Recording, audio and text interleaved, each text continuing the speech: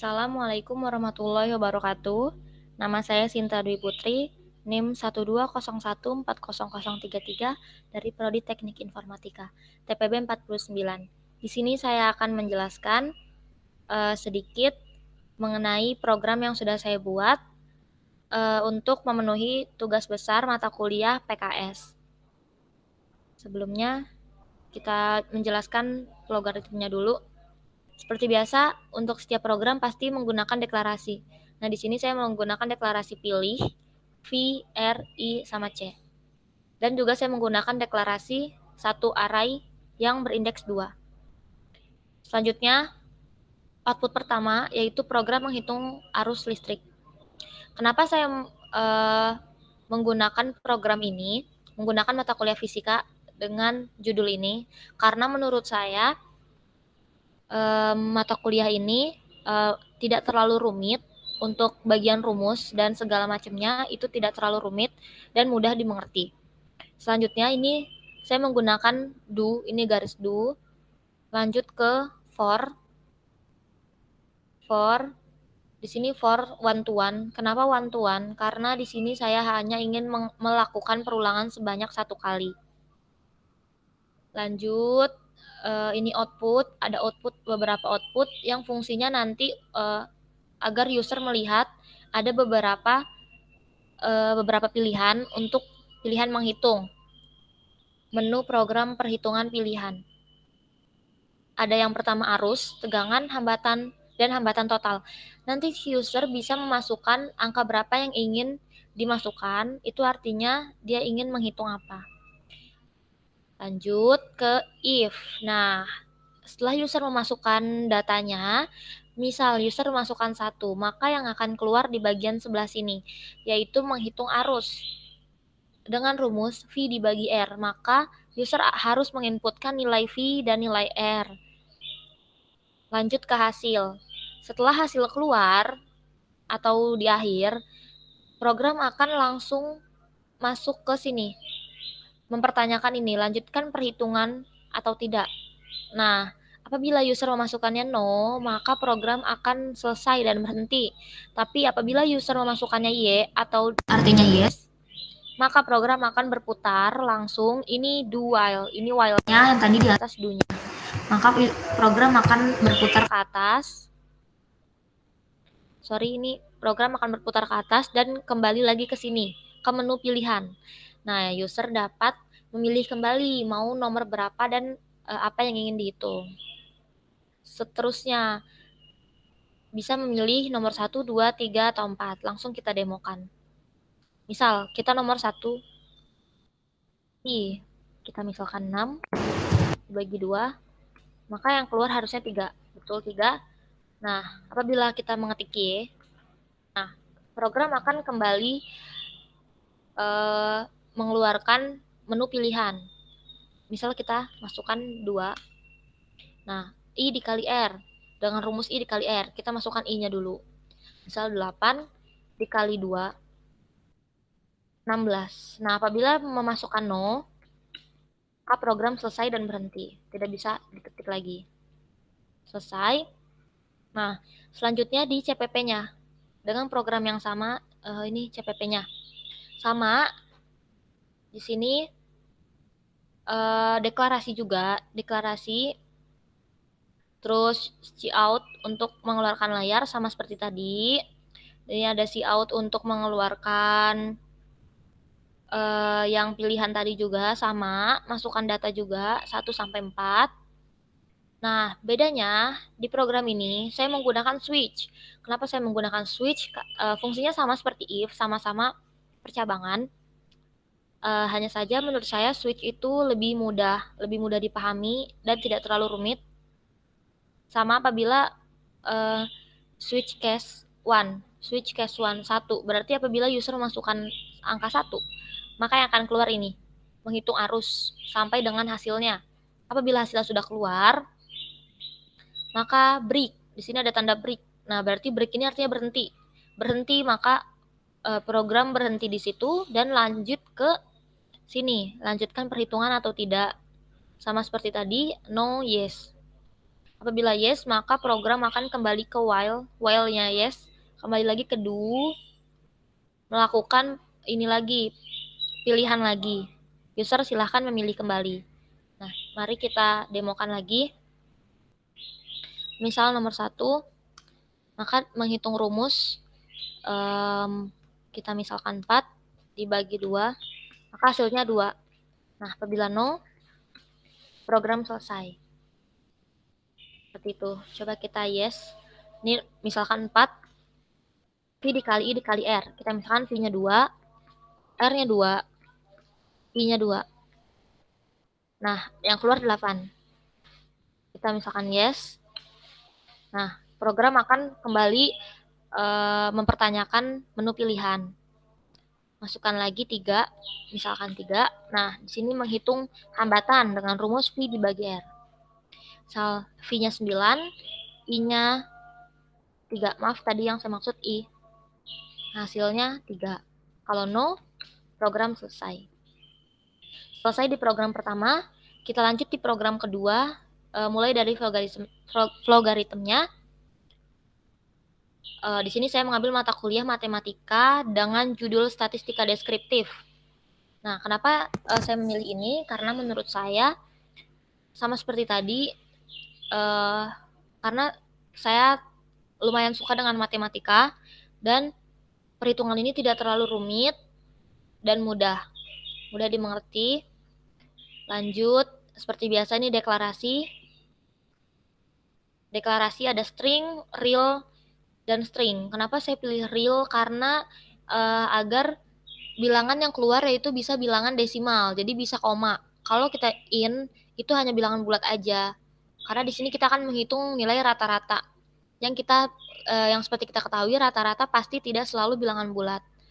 Di sini saya ada deklarasi juga, pakai real juga untuk array-nya berindeks 6. Terus di sini perhitungan statistika deskriptif. Lanjut di sini saya pakai garis do juga, pakai do while juga sama seperti tadi. Lanjut ke for. Nah, si for ini for 1 to 5. Nah, di sini tuh artinya saya akan melakukan perulangan sebanyak 5 kali. Artinya nanti akan ada output data sebanyak 5 kali dan user juga sebanyak 5 kali. Gitu.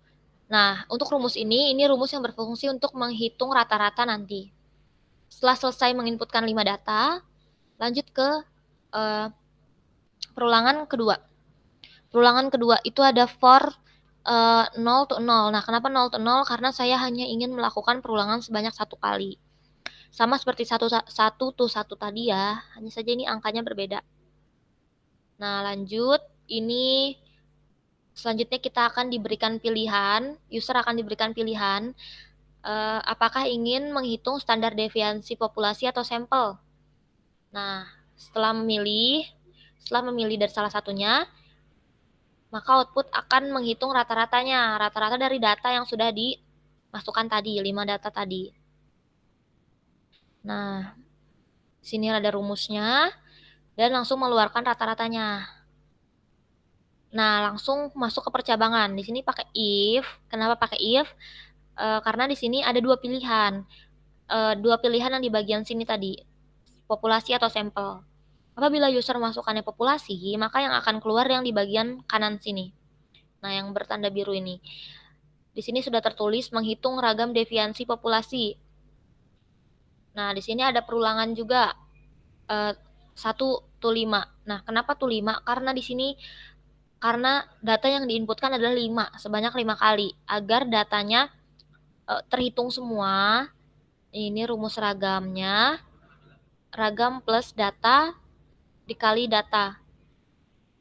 Data dikali rata-rata, dikurang rata-rata, itu harusnya kuadrat, tapi sama saja dengan dikali keduanya. Nah, ini rumus ragam deviansinya. Baru yang terakhir mengeluarkan nilai ragam deviansi. Apabila sudah menghitung, lanjut menghitung simpangan baku. Nah, rumus simpangan baku untuk populasi dan sampel ini sama aja, nggak ada bedanya. Sama-sama di akar kuadrat dari hasil ragam deviansi ini. Baru sama seperti program selanjutnya, dipertanyakan apakah ingin lanjut atau tidak. Kalau lanjut, maka program akan berputar kembali ke atas. Seperti itu. Mari kita demokan. Ini perhitungan statistika deskriptif. Kita masukkan data pertama. Kita coba yang mudah. Nah, di sini bertanyakan standar deviansi populasi atau sampel. Kita pilih sampel. Nah, di sini akan keluar hasilnya. Misalkan yes.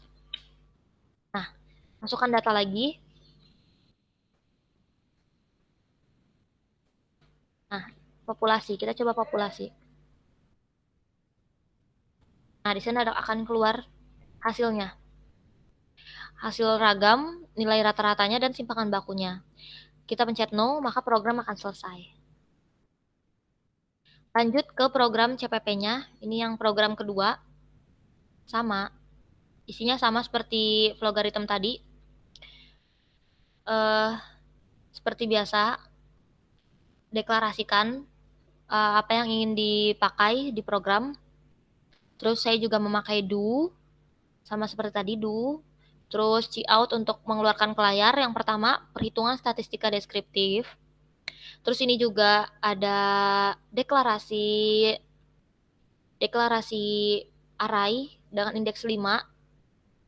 Terus ini juga nih yang masukin data sebanyak 5 kali, perulangan nih sama 1 to 5. Ini biar perulangannya melakukan sebanyak 5 kali dan user memasukkan datanya sebanyak 5 kali. Nah, ini rumus untuk menghitung rata-rata. Lanjut ke for. Nah ini 0 ke 1. Nah, ini sama untuk melakukan perulangan sebanyak 1 kali. Hanya sekali perulangan, tidak lebih. Kemudian ditanyakan nih mau populasi atau mau sampel. Ntar user memasukkan, lanjut ke rata-rata. Nah, si jumlah ini tadi yang sudah disimpan datanya dari si masukkan data ini. Jum plus sama dengan data I. Jadi tinggal dibagi 5 karena jumlah datanya ada 5. Nah, apabila tadi si user masukkannya populasi, maka akan keluarnya ini. Rumusnya sama. Ini kenapa 1 ke 5? Karena agar semua nilainya terhitung. Sama saja. Nah, ada perbedaan rumus di sini. Kalau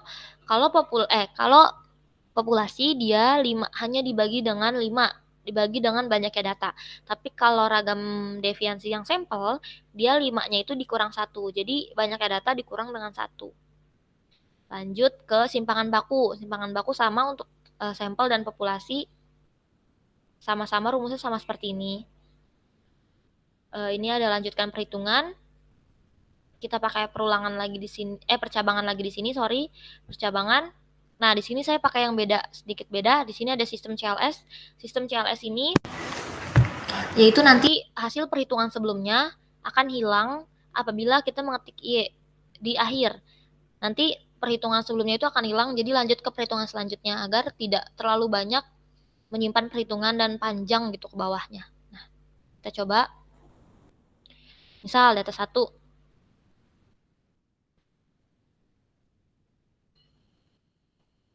Nah, kita pilih pertama populasi. Nah, ini keluar hasilnya. Nah, apabila kita pencet yes, nah, program akan terhapus dan memulai perhitungan baru. Kita masukin lagi, kita coba yang sampel. Kita coba yang sampel. Nah, ini keluar juga. Sudah, apabila no, program akan selesai. Kedua program sudah saya jelaskan. Sekian penjelasan yang dapat saya sampaikan. Kurang lebihnya mohon maaf. Wassalamualaikum warahmatullahi wabarakatuh.